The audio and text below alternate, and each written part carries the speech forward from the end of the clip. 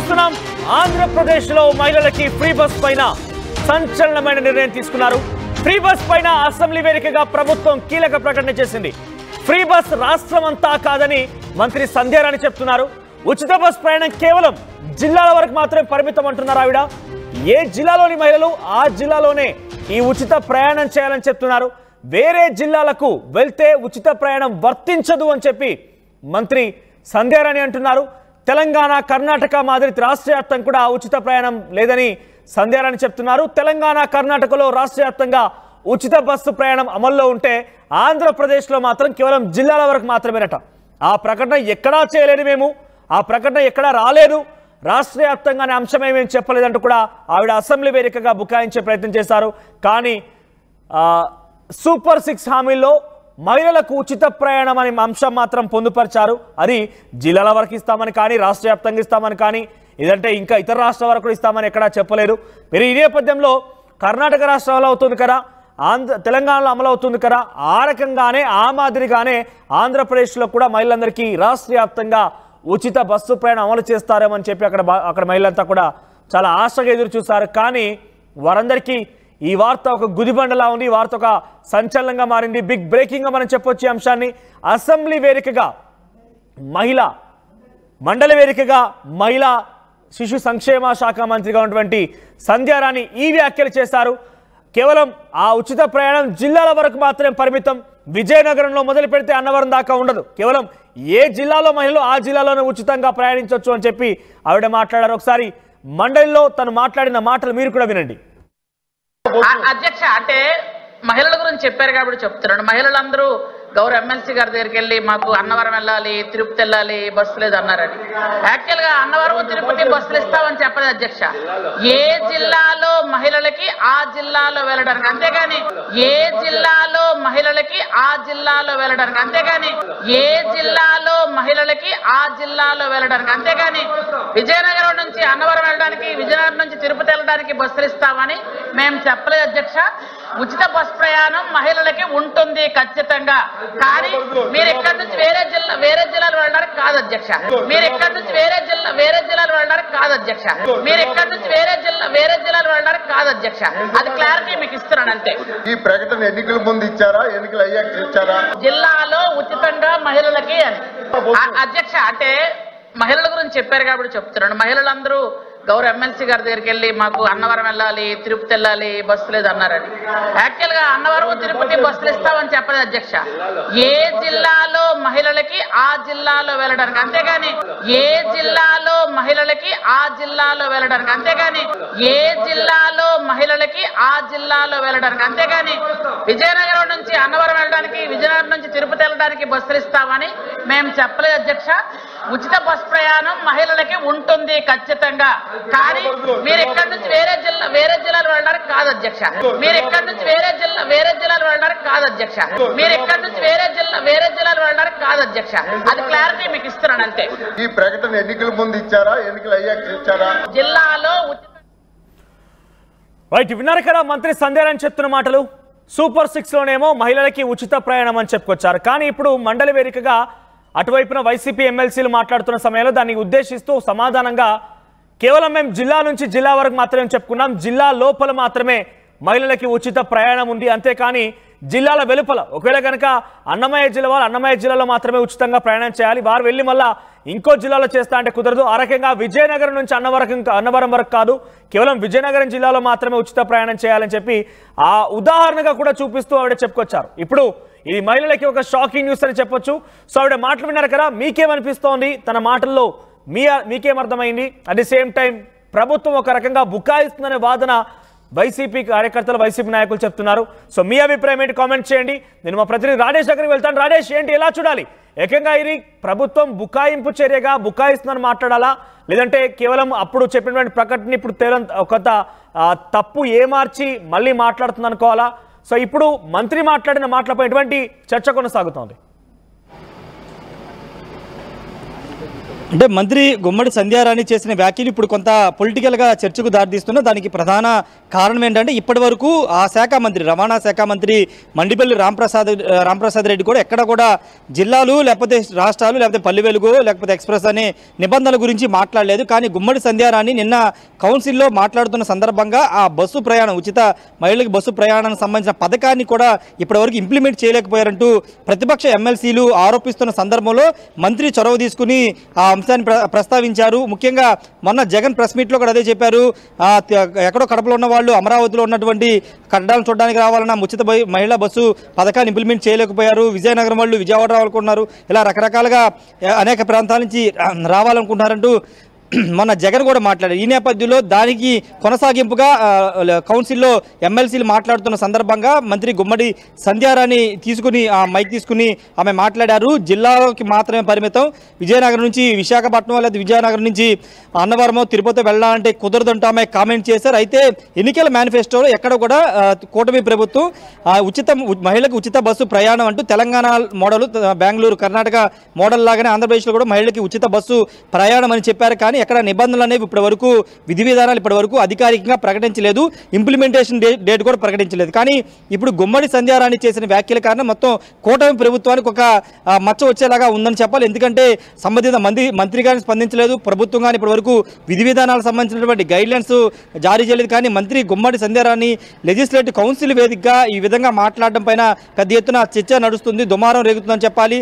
అయితే గుమ్మడి సంధ్యారాణి అది ఉద్దేశపూర్వకంగా మాట్లాడారా లేకపోతే ఆమెకు కొంత కమ్యూనికేషన్ గ్యాప్ వల్ల మాట్లాడారని దానిపైన ఇంకా ఆమె క్లారిటీ ఇవ్వాల్సిన అవసరం అయితే కనబడుతుంది. ప్రస్తుతానికైతే ఇప్పుడు గుమ్మడి సంధ్యారాణి మాట్లాడిన మాటల్ని ప్రతిపక్ష నేతలు మాట్లాడుతున్నారు. తెలంగాణలో ముఖ్యంగా వైఎస్ షర్మిల కూడా కొద్దిసేపు క్రితమే ట్వీట్ చేశారు. పక్కనున్న తెలంగాణలో అదేవిధంగా కర్ణాటకలో మహిళలకి రాష్ట్రం మొత్తం ఉచిత బస్సు ప్రయాణం అవకాశం కల్పిస్తున్నారు. పలు వెలుగులతో పాటు ఎక్స్ప్రెస్ బస్సుల్లో కూడా ఉచిత ప్రయాణం కల్పిస్తే ఇక్కడ కేవలం జిల్లాలకే పరిమితం చేయడం అంటే ప్రజల్ని మోసం చేయడం కదా, ముఖ్యంగా మహిళలను మోసం చేయడం కాదంటూ ఆమె కూడా ప్రశ్నిస్తున్నారు. వైసీపీ నుండి కూడా ఇదే విధమైన రియాక్షన్స్ వస్తున్నాయి. గుమ్మడి సంధ్యారాణి మాట్లాడినటువంటి ఈ వీడియోని సోషల్ మీడియా వేదికగా ట్రోల్ చేస్తున్నటువంటి పరిస్థితి. దీంతో ఇప్పుడు ప్రభుత్వం స్పందించి ఆ వ్యాఖ్యల గురించి ఏమైనా దాని మీద వివరణించే ప్రయత్నం గుమ్మడి సంధ్యారాణి చేస్తారా లేదనేది చూడాల్సిన అవసరం అయితే కనబడుతుంది. ఖచ్చితంగా రాష్ట్ర ప్రభుత్వం మాత్రం ఉచిత మహిళా బస్సుకు సంబంధించినటువంటి పథకాన్ని ఈ నెల లేదా వచ్చే నెల ఇంప్లిమెంట్ చేస్తామని చెబుతుంది. కానీ గైడ్ లైన్స్ విధి విధానాలు లేవు, ఇంకా ఖరారు చేయలేదు. కాబట్టి గుమ్మడి సంధ్యారాణి కొంత కమ్యూనికేషన్ గ్యాప్ కారణంగానే మాట్లాడి ఉంటారనేది చెబుతున్నారు. ఒకవేళ నిజంగా ప్రభుత్వ ఉద్దేశం అదే కనుక అయితే కేవలం జిల్లాలకు మాత్రమే మహిళలకి ఉచిత బస్సు ప్రయాణం ఇంప్లిమెంట్ చేస్తే దానివల్ల ఖచ్చితంగా ప్రభుత్వం విమర్శలు ఎదుర్కోవాల్సి వస్తుంది.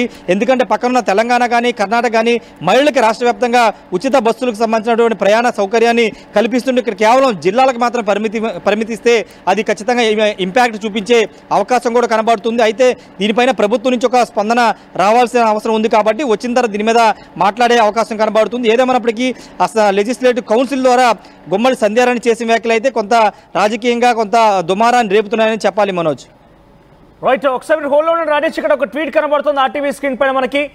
సో అక్కడ ట్వీట్లో ప్రభుత్వం ఏర్పాటు చేసి 9 నెలలు దాటినా ఉచిత ప్రయాణం కల్పించకుండా మహిళల్ని మోసం చేశారు, కమిటీల పేరుతో కాలయాపన చేశారంటూ ఈ ట్వీట్లో అర్థం కనబడుతోంది మనకి. సో మహిళలకు ఉచిత ప్రయాణం అని చెప్పి సూపర్ 6లో కూడా పొందుపరిచిన హామీని కాస్త పక్కన పెట్టేసి ఇప్పుడు బుకాయింపుగా మాట్లాడుతున్నారు. ఇష్టం వచ్చినట్టుగా ఏదో దాన్ని ఏమార్చే ప్రయత్నం చేస్తున్నారంటూ కూడా ఆ ట్వీట్కి అర్థం వచ్చే రకంగా ఉంది. వైసీపీ నేత అడిగిన క్వశ్చన్కి గాను ప్రజెంట్ గుమ్మడి సంధ్యారాణి ఇచ్చినటువంటి ఈ యొక్క పూర్తి సమాధానం అయితే కొంత ప్రభుత్వ రికార్డులో పెట్టేసే విధంగా ఉంది. షర్మిల ట్వీట్ మీరు చూస్తున్నారు ఆర్టీవీ స్క్రీన్ పైన. ఏరు దాటేంత వరకు ఓడమల్లన్న దాటాక బోడిమల్లన్నలా ఉంది కూటమి ప్రభుత్వ తీరు.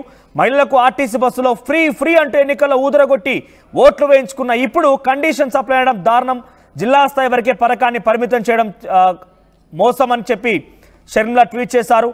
అమలు చేయాలన్న చిత్తశుద్ధి లేక చెప్పే సాకులు ఆదిలోనే యూటర్న్ తీసుకోవడం అంటే ఇదే మరి అంటూ కూడా ఆవిడ ట్వీట్ చేశారు. ఇంకా చాలా అంశాలు పొందుపరిచారు ఆవిడ ఇందులో.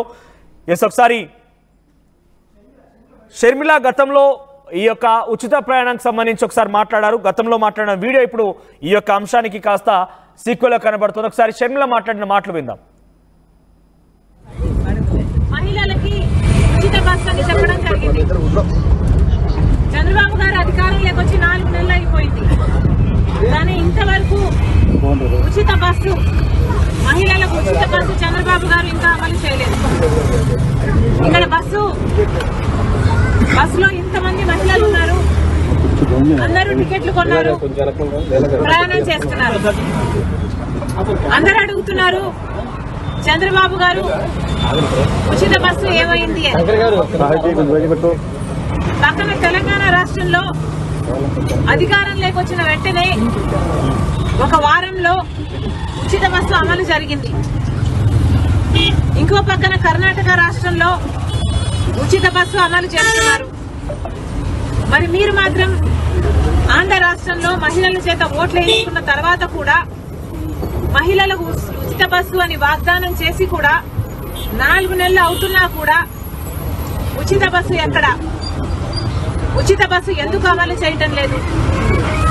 ఉచిత బస్సు అమలు చేయటానికి మీకున్న ఇబ్బందులు ఏమిటి?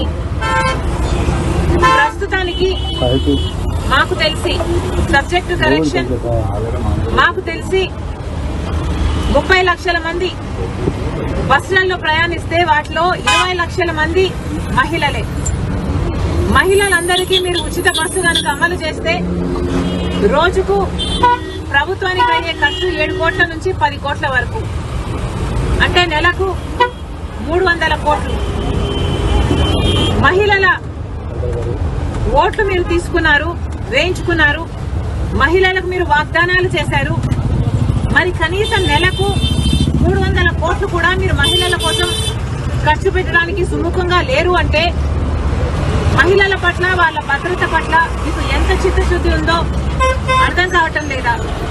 సూపర్ 6 లో భాగంగా మీరు ఇచ్చిన వాగ్దానాలలో రైతులకు, యువకులకు ఉద్యోగాలకు పక్కన పెడితే 4 అంశాలు మహిళలకు సంబంధించినవే. వాటిలో తల్లికి వందనం, మహాశక్తి, ఉచిత గ్యాస్ సిలిండర్లు, మహిళలకు ఉచిత బస్సు. ఈ 4టిలో కూడా అన్నిటికంటే ప్రభుత్వానికి తక్కువ భారం పడేది ఈ ఉచిత బస్సే. ఈ ఉచిత బస్సులు కూడా మీరు అమలు చేయకపోతే ఇక పెద్ద పథకాలను ఎలా అమలు చేస్తారు? ఎప్పుడు అమలు చేస్తారు? ఉచిత బస్సు ఎక్కడ? ఉచిత బస్సు ఎందుకు అమలు చేయటం లేదు? ఉచిత బస్సు అమలు చేయటానికి మీకున్న ఇబ్బందులు ఏమిటి? ప్రస్తుతానికి మాకు తెలిసి సబ్జెక్టు కరెక్షన్ మాకు తెలిసి 30 లక్షల మంది బస్సులలో ప్రయాణిస్తే వాటిలో 20 లక్షల మంది మహిళలే. మహిళలందరికీ మీరు ఉచిత బస్సు కనుక అమలు చేస్తే రోజుకు ప్రభుత్వానికి అయ్యే ఖర్చు 7 కోట్ల నుంచి 10 కోట్ల వరకు, అంటే నెలకు 300 కోట్లు. మహిళల ఓట్లు మీరు తీసుకున్నారు, వేయించుకున్నారు, మహిళలకు మీరు వాగ్దానాలు చేశారు. మరి కనీసం నెలకు 300 కోట్లు కూడా మీరు మహిళల కోసం ఖర్చు పెట్టడానికి సుముఖంగా లేరు అంటే మహిళల పట్ల, వాళ్ళ భద్రత పట్ల మీకు ఎంత చిత్తశుద్ధి ఉందో అర్థం కావటం లేదా? సూపర్ 6 లో భాగంగా మీరు ఇచ్చిన వాగ్దానాలలో రైతులకు, యువకులకు ఉద్యోగాలకు పక్కన పెడితే 4 అంశాలు మహిళలకు సంబంధించినవే. వాటిలో తల్లికి వందనం, మహాశక్తి, ఉచిత గ్యాస్ సిలిండర్లు, మహిళలకు ఉచిత బస్సు. ఈ 4టిలో కూడా అన్నిటికంటే ప్రభుత్వానికి తక్కువ భారం పడేది ఈ ఉచిత బస్సే. ఈ ఉచిత బస్సులు కూడా మీరు అమలు చేయకపోతే ఇక పెద్ద పథకాలను ఎలా అమలు చేస్తారు? ఎప్పుడు అమలు చేస్తారు?